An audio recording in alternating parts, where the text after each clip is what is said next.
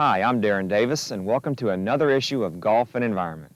We're coming to you from the Riviera Country Club in Pacific Palisades, California. We have some great stories in this issue that we think you're really going to like. This issue of Golf and Environment is made possible by the following sponsors: John Deere, Tita Green and Turf Seed, Signature Control Systems, Dow AgroSciences, AquaAid, Hydrazone, Golfdom Magazine, SVW, the Superintendents Video Workshop, and REACH. Recently, there's been a lot of talk about the development of transgenic grasses. Our first story deals with the importance of making genetically engineered grasses male sterile to prevent cross-pollination. The science of genetic engineering holds the promise of great benefits for many areas, including the turfgrass industry. Right now, various companies are developing transgenic varieties of grasses that are resistant to herbicide. Down the line, work will be done to produce varieties tolerant to salt, drought, and disease. But with this promise comes risk. Through pollination, gene-altered or transgenic plants can spread these traits to native species, altering them as well, something that worries Tita Green President Bill Rose. The seriousness of this discussion is made very evident on this farm. Those are the first open-pollinated transgenic plants, to my knowledge, in Oregon certainly, and in the United States, to my knowledge as well. And then those plants that were right behind me contaminated a Pin A1 breeder nursery over there by that barn. It's right at 1,400 feet. Pin A1 is out of the same family as Pin A4, but we know that the pollen from this transgenic nursery went there, contaminated that breeder seed, and dictated that we had to destroy that nursery. Well, it's bad for several issues. One thing, we have 19 species of bent in Oregon that are native or naturalized. We produce 5 species of bent. Those 5 species will cross with one another, we have shown. So if we have pollen moving from that transgenic population into the bar ditch, then you'll have plants that will not be able to be controlled by herbicide, for example. There should be a concerted effort to keep our native grasses safe and our native corns, our native plants everywhere safe from contamination, because once they're contaminated, I don't know how to take genes out. We can put them in, but I don't know how to take them out. And that germplasm then would be lost forever. After having developed a herbicide-resistant creeping bentgrass, a study was conducted to investigate intra- and interspecific gene flow via pollination of the new transgenic creeping bentgrass. This is one of the first studies that has been conducted with transgenic creeping bentgrass. And behind me to my right is where the original nursery was. These plants originally came from Michigan State University. We planted 286 transgenic plants and surround those plants with non-transgenic creeping bentgrass.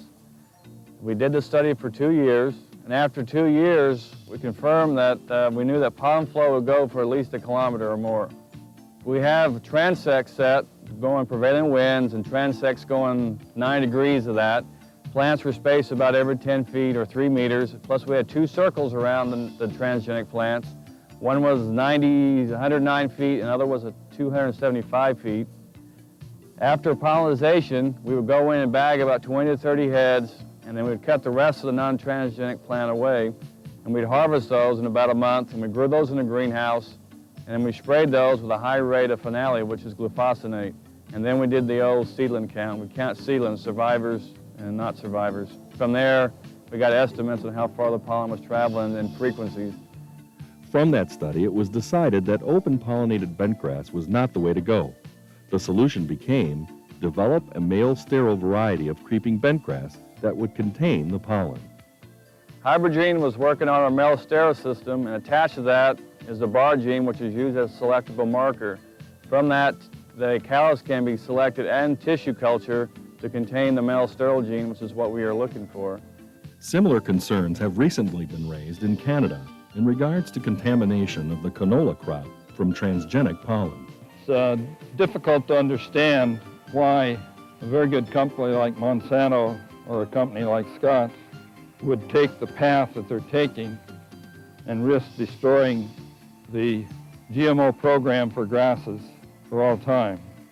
I think the laboratory people don't understand grass. They're used to corn, canola,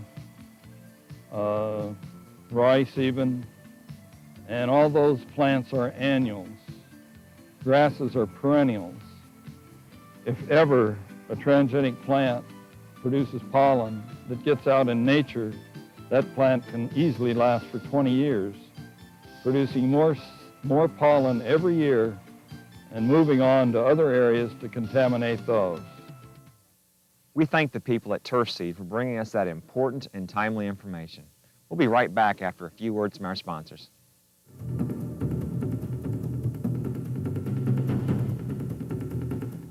To make sure everyone has pertinent information about his golf course activities, Michael McBride at Muirfield Village Golf Club in Dublin, Ohio, issues a daily superintendent's report. But it's a piece of paper that I do every day, and I copy it, and it goes into everybody's mailbox.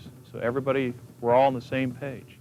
And that has saved a bunch of headaches.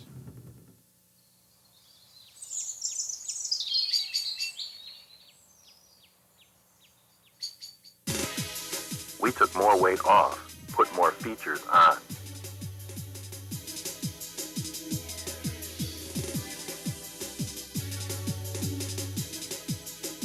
We know operators come in different sizes.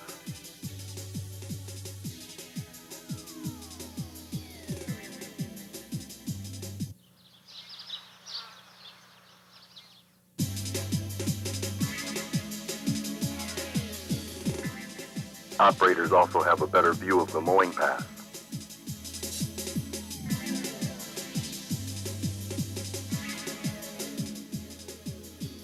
The 180B for undulating greens, the 220B a proven performer, the 260B for tees and better productivity.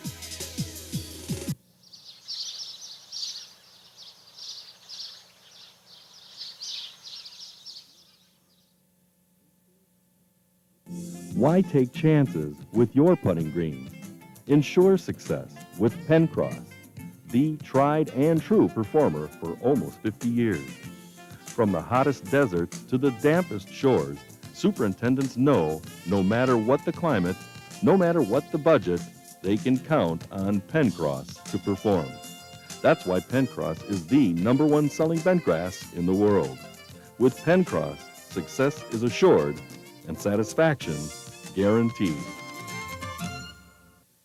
Looking to improve the way you can serve your water and power resources?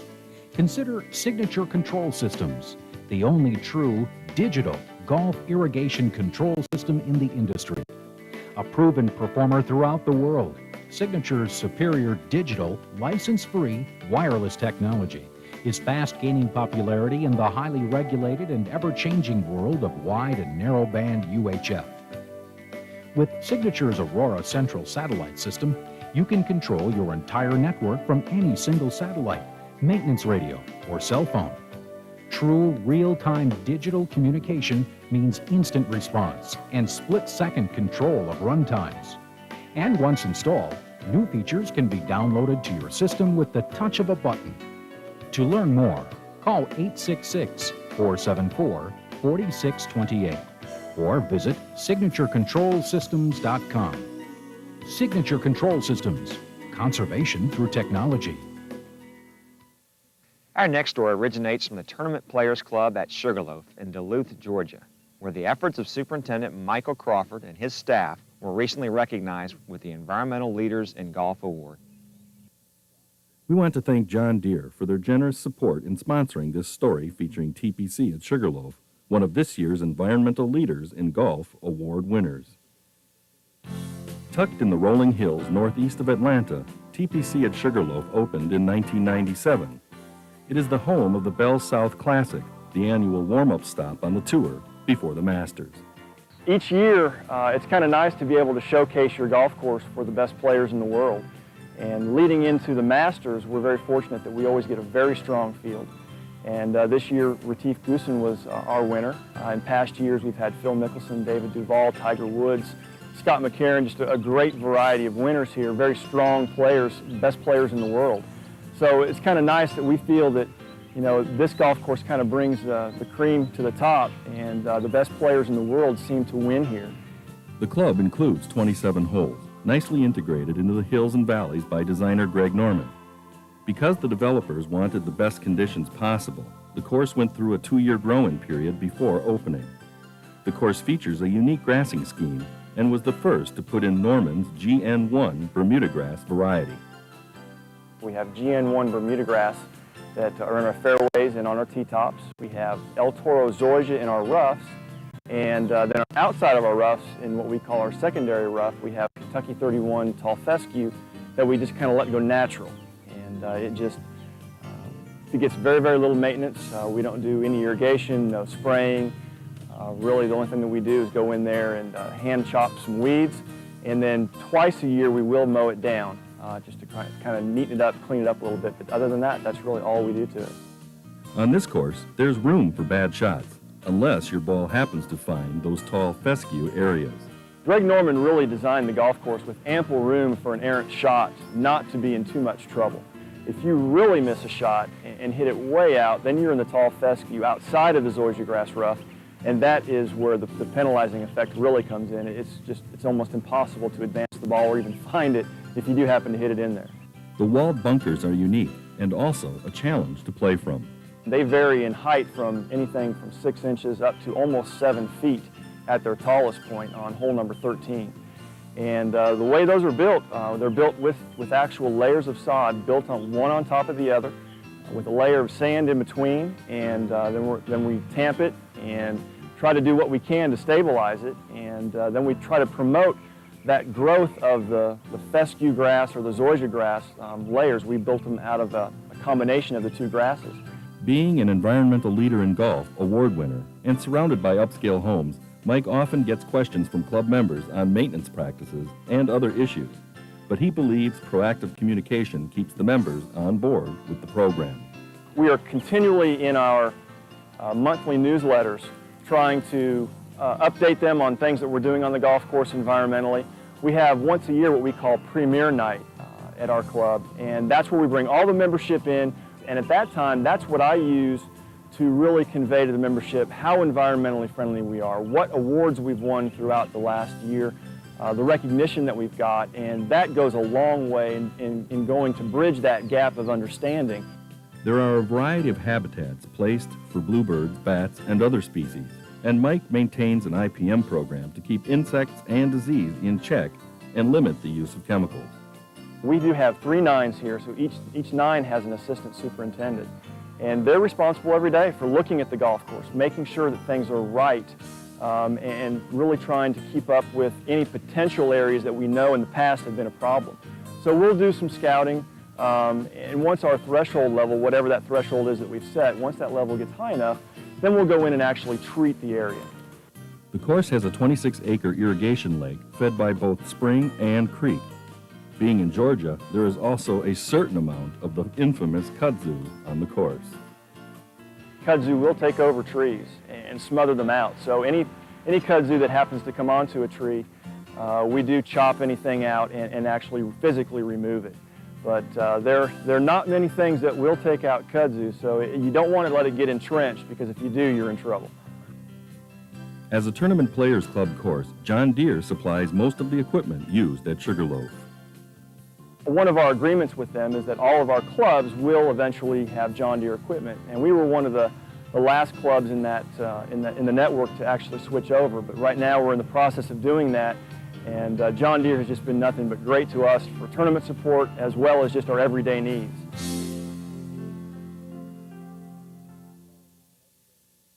Congratulations to Michael and his staff for being true stewards of the environment. Now we'll visit one of the first Jack Nicklaus design courses, Muirfield Village Golf Club in Dublin, Ohio. Muirfield Village proves that you don't have to be old to be a classic.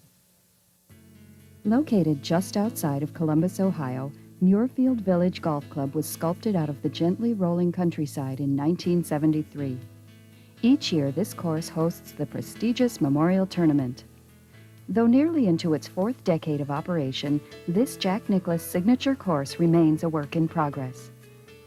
Nicholas admits that he's probably made more changes to Muirfield Village than any other golf course he's been involved with. You know, this has been my experimental field. This has been the place where I've done all my changes. This is things where I've learned, and it's my showplace, or my showcase. Muirfield Village Golf Club Superintendent Michael McBride concurs. Jack is always tweaking something on his golf course. There's been a modification to something on every hole at least once since the course was built. And we're not done. And I know we've got, I still have a list this long of things that we need to complete. McBride has been working at Muirfield Village Golf Club since its beginning. And over those years, he's been involved in a lot of changes, including the complete rebuilding of every green and most of the bunkers. One of the reasons for the rebuild has been the weather. If anybody's familiar with the Memorial Tournament, we've only had 2 dry tournaments in a period of 25 years. Built to the USGA specifications of the time, the original greens, which at one time perked at 14 inches, were perking at less than 1/2 inch. In late 1997, McBride and his crew rebuilt their most problematic green and surrounding bunkers using high-perking sand and installing new drainage lines. The results were everything that they had hoped for. 11 greens were similarly rebuilt over a 6-week period in late 1998, and the remaining greens finished in the fall of '99. Golfers at Muirfield Village now enjoy consistent greens and bunkers that drain extremely well to facilitate quality play even after major downpours. Each year, the Memorial Tournament draws the world's top players. And each year, one of golf's greatest contributors is honored with a ceremony and plaque in the Memorial Park. McBride and his staff are challenged with preparing their course for the Memorial Tournament without closing the course to member play. How long does it take to prepare the course for this type of event? It's a year-round process. Literally the day after the tournament, Jack may be playing out here in a sponsor event of some type, and I'll usually kind of tag along or go in and out, and we'll talk about things for next year's tournament, things we need to look at, things down the road. McBride does not use volunteer help, but rather relies on his regular staff to ready the course for tournament play. We pretty much do everything with a staff of around, a golf course staff, not including myself or my assistants, of about 31 or 32 people. Everyone knows his or her assignments, and everyone is cross-trained to help out wherever necessary. McBride credits much success to his staff, the intern programs they have with Ohio State University and on an international basis, and to their continuing education program. One of the rewards of this is to have good people, but they need a chance too, and they're ready to go. And you're going to lose them. It's just a matter of time. But you've brought people up underneath that can jump right in, and you won't miss a beat. So that program works real well. Over the past 29 years, Muirfield Village Golf Club has made a lot of changes in order to stay up with the game of golf. The dynamics of a golf course and the evolution of a golf course is very different than the dynamics of today's technology. The challenge they're addressing at Muirfield Village is how to stay up with that technology.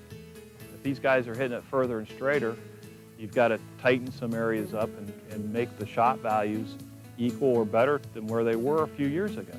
And also make it suitable for membership golf. So when you have the best in the world coming here to play, and then you have the average handicapper playing, there's a certain meld there that you have to achieve to satisfy both groups. And what does Jack Nicholas think about Mike McBride's contribution to the evolution of Muirfield Village Golf Club? Yes, Mike McBride has done a wonderful job. No question about that. Mike is a wonderful superintendent. He's worked with me. He's been here since the inception of Muirfield. Ed Etchels, he was an assistant to Ed when we started the golf course. And he's worked his way into that. And Mike is really good at construction. He likes construction. He likes making the changes. He likes working with it and has a good concept of it.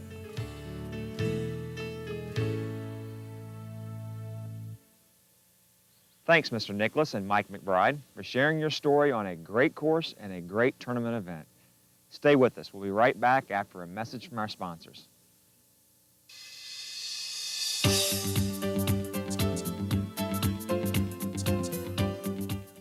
Jerry Ewing of Covington Links Golf Course in South Sioux City, Nebraska, suggests marking greens for tournament targets with baby powder. It's highly visible and it's non-toxic.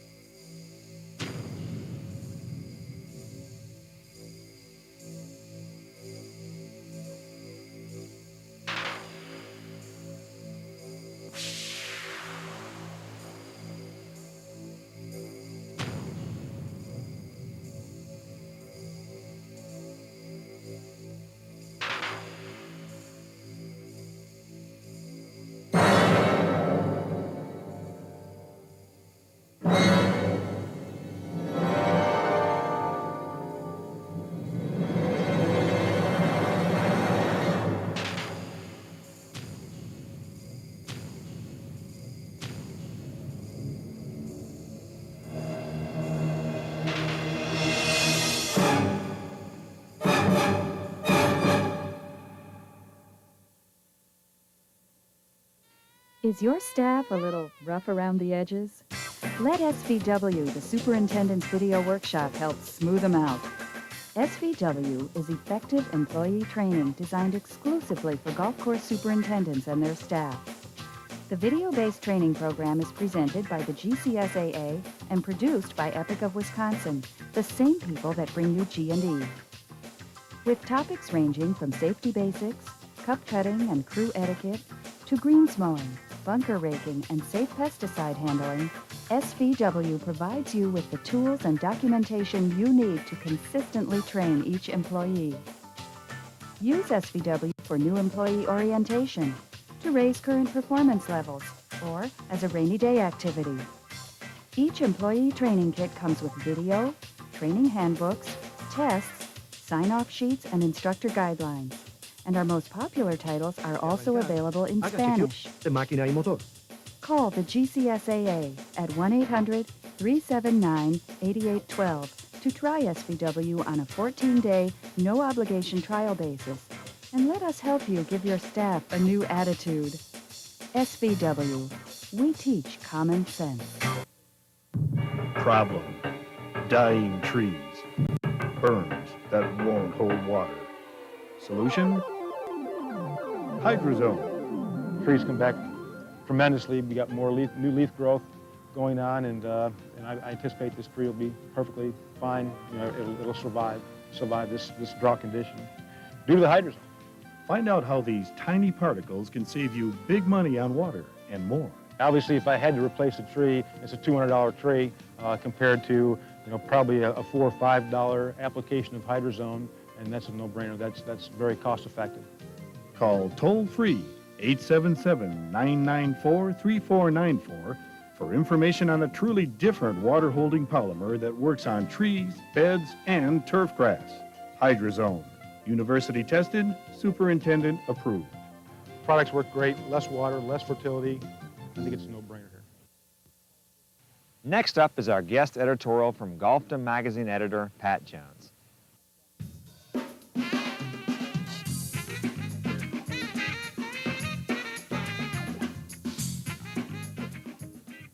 Ah, summertime. For guys like me, this is the best time of year. Sun's shining, birds are singing. I can even go play golf occasionally. But for superintendents like you, summertime means one thing: more stress.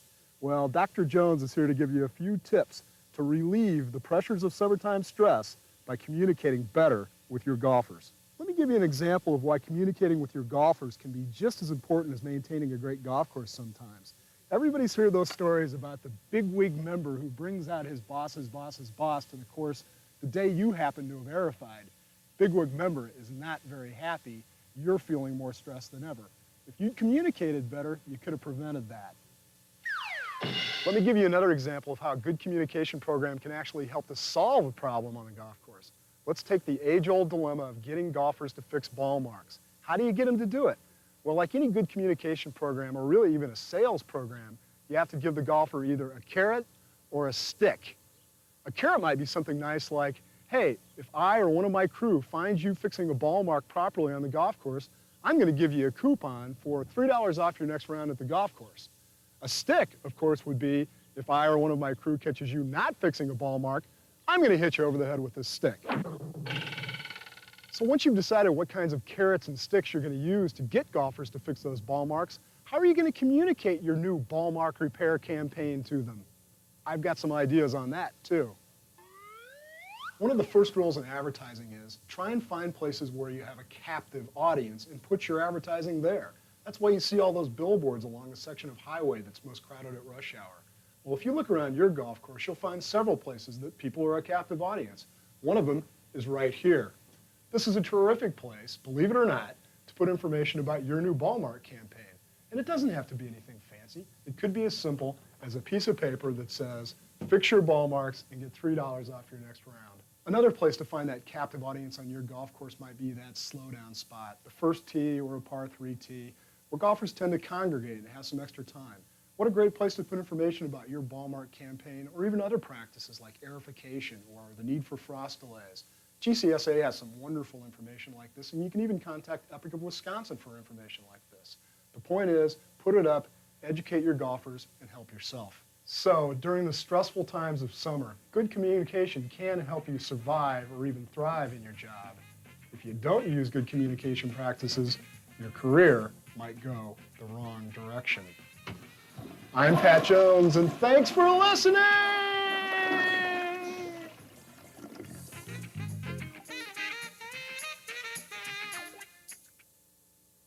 Thanks, Pat. As always, we look forward to hearing from you again in the next issue of G&E. The Riviera Country Club in Pacific Palisades, California, successfully integrated a new irrigation control system just 4 weeks prior to hosting the Nissan Open. Here's Superintendent Paul Romina to tell us more. With the irrigation system here at the Riviera Country Club, we had a VT3 system, a Toro system. 1979 is when they did the irrigation system here. When we got here, it was very difficult, trying to set programs, and we didn't have a central. My guys would go to each satellite, and we have over 60-some satellites. Your guys spend a lot of time doing that. So we found it was time for us to upgrade, because eventually we're going to do the whole system. We're going to do our pipes and heads, but we figured right now we could start out with our control.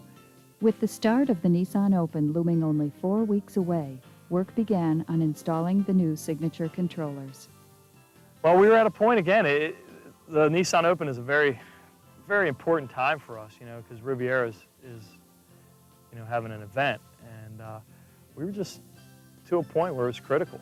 We actually got to a point where, you know what, I need to make sure that I'm happy and I feel good about my irrigation system. And Signature was able to do that for me. A key factor to the quick turnaround was the ability to use most of the existing pads and wires, which made the change-out easier and faster. We were able to put the satellite right on the pad and wire it right up, so it was, so that went very fast, and I had the full factory support. So I had, with my irrigation techs and the factory support from Signature, I had no doubts in my mind that it would be completed. The new system, which was installed and working in only 2 weeks, offers many advantages. I could have my guy, my irrigation technician, go to one satellite. He could program the whole system from that one satellite. It'll send it from there to each one of them, because they all communicate with each other. And that was huge for us. It saved us a lot of time. Since 1999, Riviera has been undergoing a host of changes to put more flexibility into the course, lengthening tees and adding bunkers to challenge the pros, while still catering to the everyday golfer. We have a 1930 aerial photo of the course, and so this past year we did work on number 7, number 8, and number 13, and on number 7 we put the original fairway bunker on the left-hand side. And we actually, when we were building the bunker, we hit the original bunker sand, and so that was real interesting. And this year, they were able to restore the split fairway on number 8 that was lost when the course was flooded in 1938. Ah, man, that was a lot of fun. Being able to do that at a course like Riviera, I will always remember. I mean, that's something that, you know, this is a great golf course. With all these course improvements, the Riviera was primed to host another Nissan Open. The Nissan Open was originally called the Los Angeles Open when it was first played in 1929. Through the years, it's also been known as the Glen Campbell Los Angeles Open. For the vast majority of its history, this event has been held at the Riviera. Yeah, the membership here at the Riviera is very colorful. We have celebrities, and then we just have guys that have really made their wealth in different areas. One of my favorite musicians is a member here, and boxing, you know, one of the greatest boxers ever is a member here. So it's a lot of fun to see them. For me, you know, coming from the East Coast and growing up. So we were actually having breakfast this morning, and Columbo was in there eating breakfast right next to us. So Peter Falk. So it's kind of fun to have that here at the Riviera. And what else would Paul like to see at the Riviera? We would love to see the U.S. Open here at the Riviera. Our last one was in 1948, and Ben Hogan won in 1948. So it'd be great to have another Open Championship in Southern California. Thanks, Paul, for sharing that story. In a moment, we'll talk about communicating. But first, a word from our sponsor.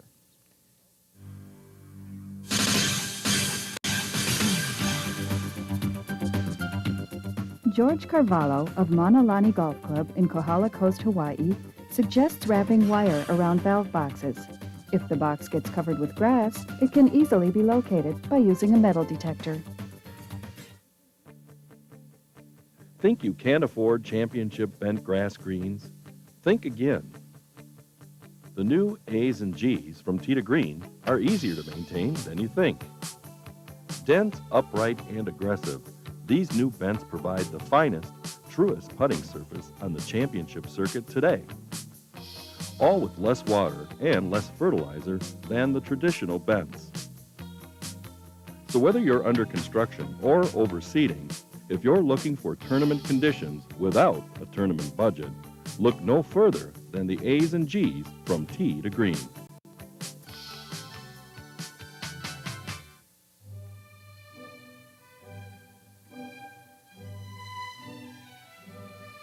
All the quiet predictability of magazines for superintendents.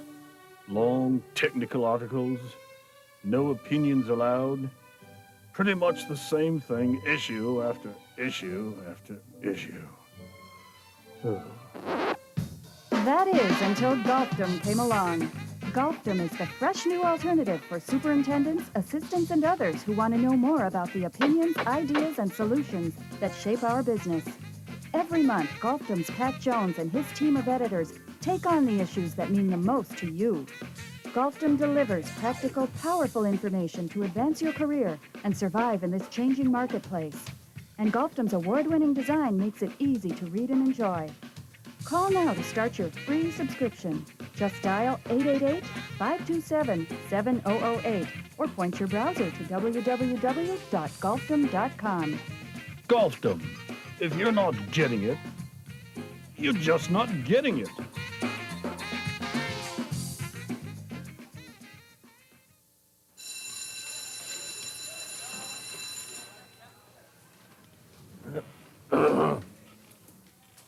Good morning, class.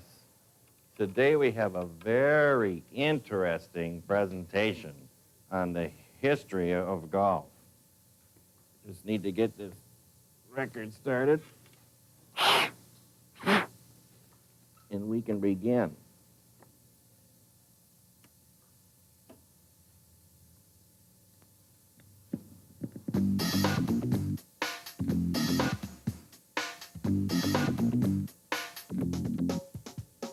It's your golf course pro looking for a fun and entertaining way to teach kids about the game of golf?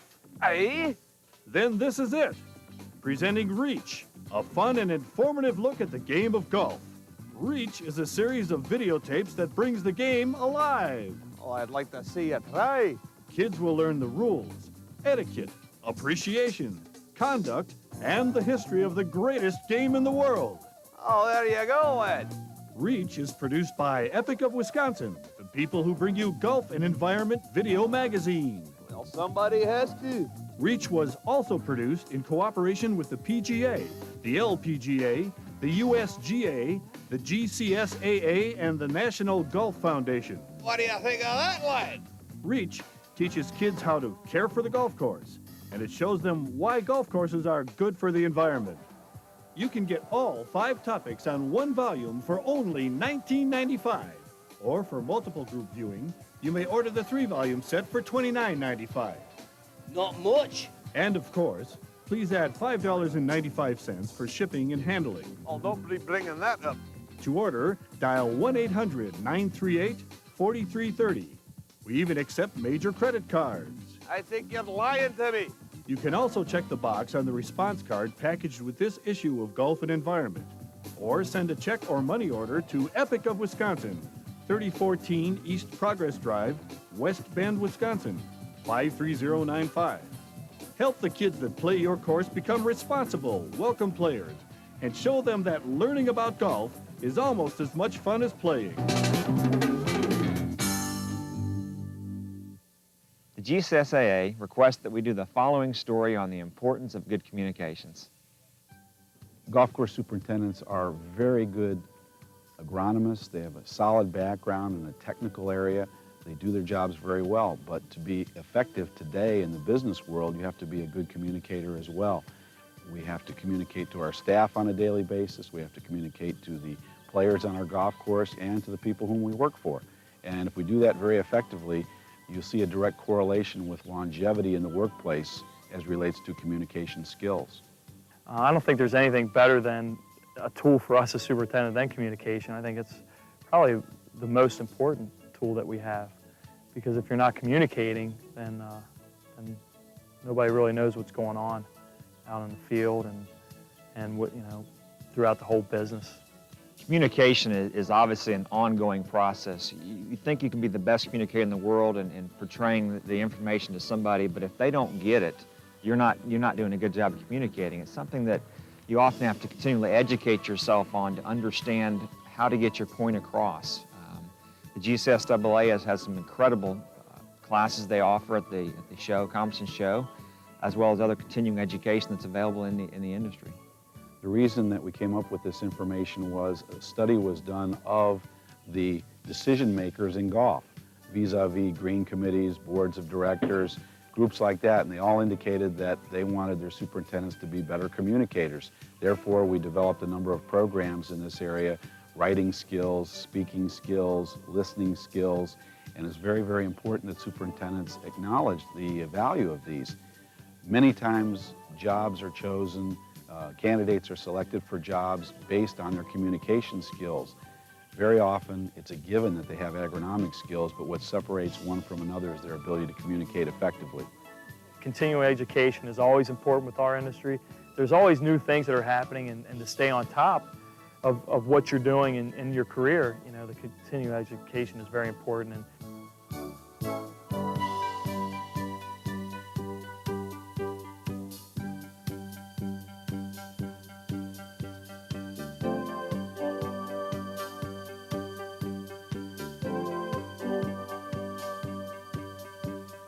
It's extremely important to have high visibility for a golf course superintendent at their property. It's not the number of hours you work, it's predominantly what gets done during the time that you're there. But the people that we work for oftentimes are not at the place where we're working. We're not at a high point of visibility in our office, and we're not necessarily at a high point of visibility when we're interfacing with our staff. Therefore, make sure you check in with the appropriate parties, the pro shop, the clubhouse early in the morning. Similarly, midday, check back in that area, route the golf course several times a day. And then even if you're staying till 6 o'clock or 7 o'clock at night, don't just get in the car and go home. My advice is stop by, see the pro shop, see the clubhouse people, let them know you're finishing up for the day, and then head home. As a golf course superintendent, we know that the communication often goes to the pro shop, and it's very important that we get the correct information to the members. So hopefully we're all doing a good job of communicating to the pro shop as well, but it's so much better if the members hear it directly from us. So by us being visible and being seen, we can be the ones getting the questions of why is this project being done or what's wrong with the situation and give the correct answer before they hear it third-handed. You know, for me as a superintendent, I want them to know what's going on, you know, not hearing it from somewhere else. I can't tell you the number of times that problems that develop at a golf course are not necessarily agronomic problems, but agronomic problems that have grown into communication problems because the message wasn't communicated effectively. So again, we need to, as golf course superintendents, find out what the best way, what the best vehicle is to impart our information to the club members and to the owners of the properties that we work for. Literally, through club newsletters, through speaking at board meetings, speaking at green committee meetings, addressing the ladies golf group or the men's golf club. Any of these are very, very important vehicles. Keep people informed and you'll have greater longevity of the job. There are so many ways and avenues to get our message across that we often don't think about. Things like putting out a press release, things about going on talk radio, contacting your local sports writer at the newspaper, getting them information, inviting them out to play golf. There's so many ways that aren't always done that can be done that can help get our story out to the general public. Accurate communication is certainly a key element in all phases of our occupation. Our next story takes us to the beautiful Tradition Golf Club in LaQuinta, California.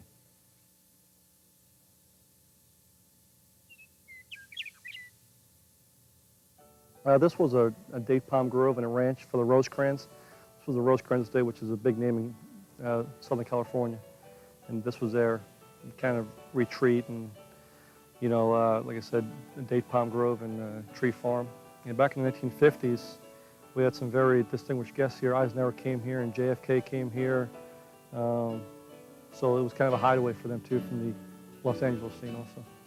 Designed by Arnold Palmer with Ed C. and Harrison Minshew, the Tradition opened in 1997. Sculpted from the natural beauty of the rugged high desert of Southern California, the Tradition features dramatic elevated tees that only by ascending their steps can you experience the full impact of the striking Palmer design set against the backdrop of the surrounding mountains. To mow these elevated tees, crew members carry push reel mowers up the steps and hand mow the old-fashioned way. The results are outstanding. Most of our tee boxes here can be greens on some golf courses around the country. And the highest tee actually sits a breathtaking 16 stories above the fairway. Every hole is different, would be a major selling point of this golf course. There's not one hole or two holes the same out here. Every hole is different. It's always in great condition. Maintenance of both the 18-hole championship course and the 9-hole short course are overseen by Golf Course Superintendent Lane Stave and his staff of 44. Lane was not available the day we visited, so we asked Doug Mosh to tell us about him. He's a hard-working, he's a perfectionist, and this place is perfect. I was fortunate to work down at Augusta National, and this place, in my opinion, blows it away. This place is just perfect. Every day of the year, it's in great condition. Everything's edged. It's just every detail is maintained here. So it's just perfect. He does one hell of a job. One of the most striking aesthetic features on the course are the flowers that surround every tee and blanket the hillsides throughout the course. It's all the wildflowers that we plant. That have been planted since day one here, and they just bloom every spring, and they just stay there, and they're absolutely gorgeous. This last couple of weeks, they've really started to blossom. And as of like April or like March 1st, they just start to bloom and this golf course changes and it's just absolutely gorgeous. We just water them a lot. They don't die off, but they kind of go dormant in the summertime. And they start to come back late November, December, and then they get really thick for most of the winter out here. Besides the perennial wildflowers, the Tradition staff plants 240,000 annuals every October to bring the high impact of intense color for the winter playing season. On the 5th hole, yes, after September 11th, David Chapman and Lane decided to put an American flag in behind the 5th green there, and it came out absolutely beautiful. David Chapman, who's now the owner here, worked for the developer 5 years ago, and he hired myself, in fact, and also Lane. He has made this place absolutely beautiful, amazing, everything. This is his baby, and he takes full pride in what happens here and what goes on here. The bunkers are another amazing feature at the Tradition. It's a crushed marble bunker. They're absolutely beautiful to look at. In the summertime, they get a little tough to be in there because it gets a little hot in there and you can't see your ball. But they're very playable, and they just add to the beauty of the golf course. And of course, there are the greens. The greens are Tiff Dwarf Bermuda. Some courses out here in the desert try to use Bentgrass greens, and some have failed and some have succeeded. The ones that have made it have sub-air underneath them and stuff, and that keeps them alive, and they use fans. But to me, that's a lot of work and a lot of maintenance. And our greens here, they're all Tiff Dwarf, and the best surfaces I've ever putted on. They're perfect all year round. That's one of Lane's babies, are his greens, and that's what he's known for. And they're just perfect all year round. When the summers heat up in Palm Springs, many of the members move north. But the year-round residents say they get used to it. It gets to be about 110 degrees to about 115. But you got to play between 7 o'clock and 10 o'clock or after 5 o'clock. But it's not too bad. There's enough work to keep the full crew busy throughout the hot summer months. Then, when things cool off in October, 10 additional staff members are brought in for a month of overseeding, wildflower cleanup, and planting of another 240,000 annuals for the new winter season at the phenomenal Tradition.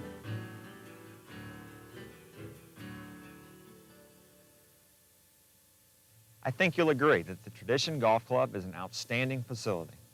Again, we'll be right back after these messages.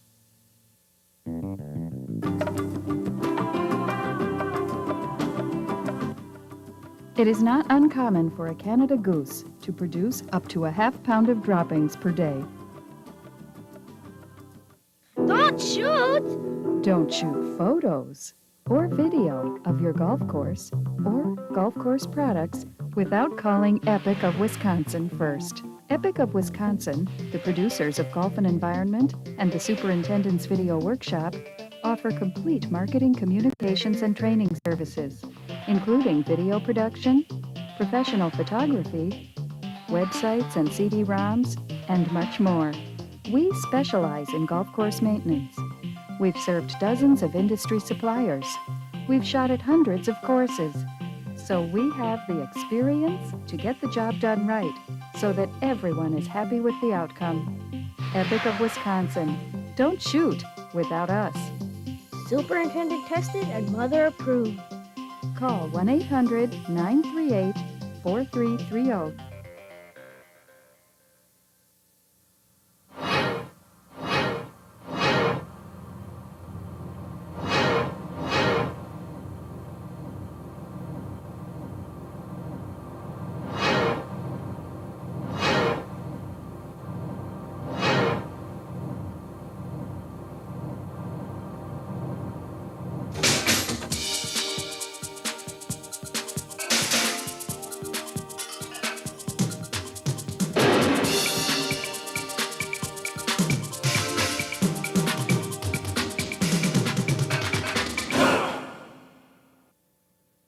In our final story, we visit the Hancock Research Center at Michigan State University to get an update on the latest turfgrass research.